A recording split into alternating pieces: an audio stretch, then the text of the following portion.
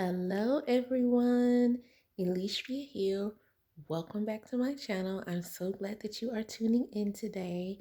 It is after Thanksgiving. I hope that everyone had an awesome and blessed Thanksgiving, that you all were safe, that you enjoyed yourself, that you found reasons even in today's climate and even in today's world to be thankful, to be grateful, and to recognize the blessings in your life. I want to do a quick little video here. I promise I won't keep you long. Just to talk about a little bit about leftovers and a cute little idea I had that I thought would be beneficial for you guys. So if you have leftovers from preparing Thanksgiving dinner, then guess what? Got something for you right here, okay? While you are tuned in, if you are interested in having more information about healthy living, some inspiration, ideas, cook-alongs, all those kinds of things related to, having a healthier lifestyle, involving your children in your lifestyle, just bringing the whole family up, huh? Then come on and hit that subscribe button, like, okay, and share with your family, friends, and community, okay? Let's get in.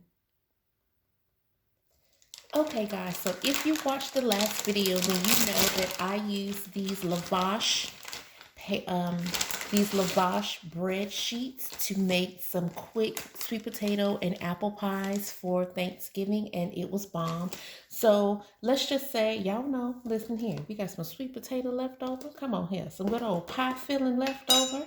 We got some apples here left over from the pie. We're going to see what we can do with this. So I had this idea and I thought, OMG, this would be so cute. So I want to show you guys a little trick. So we're going to start like we started with making the pie shells. So we're going to fold, and I'm using kitchen shears. You can use a knife if you like. This is just quick and easy, okay? This would also be a fun activity for the kids to do, something, to keep them occupied and have them participate in the meal planning for the family. This would be great, but this is just going to be a snack, okay? So you saw me cut that in half, and then I placed the two on top of each other. Now I'm going to fold that in half again, okay? And I'm going to cut. Okay, so now I end up with 4 separate sheets. Now, if you are making this for a little one, or if a little one is doing this, of course you want to be with them while they're using scissors or anything that cuts. So be safe. All right. Okay. So if you're making this for a little one, then you can make them smaller. However, this is for me. All right. And so I'm going to make them a little bit larger. But what you're going to do is basically just cut little strips. Okay. Can you see where I'm going with this? Can you see what a sister is doing up in here in this kitchen? Can you see? I'm just going to make little strips here. Okay. So now what I'm going to do to keep it quick, simple, and easy. Some of them came out larger than others, but it's okay. I told you guys before, I'm not about being perfect. It's about being delicious and getting the flavors, textures, and nutrients that I want in my diet. Okay. So I'm going to do these that way. So just to give you an idea of a different way that it can look, I'm going to do this one, this half. I'm going to cut these into triangles. If you have little ones, triangles may or may not be the best, especially if they are learning how to feed themselves. Then having pointed ends on their food like this may not be the best choice, unless you are right there supervising them so that you can assist them with not hurting or harming themselves. But rounded edges are best for little ones that are learning to feed themselves. Okay, little tip for you. So I have this half is in strips, okay, and then I have this half that are in triangles. Now, to keep this quick, simple, and easy, I am going to be using the toaster. Okay, we do not have to use that electricity and turn on the oven. Especially if you are doing this with little ones, it would be much easier for them to use the toaster on their own. And I know what you're thinking. You cut that into strips. How are you going to put that in the toaster? Well, I'm going to show you. Just 1 second. Okay, you guys. So I have set the toaster on 2.5. Can you see that? 2.5, because I don't want them to burn. They are smaller pieces.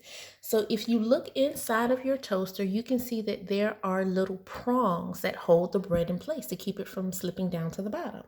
So here's what I'm going to do. I'm going to take the edges and put them right on top of the prongs. Now I'm going to act like I created and invented this. So I'm going to say that I'm super smart and that I'm a genius. So you just agree. Okay. Amen.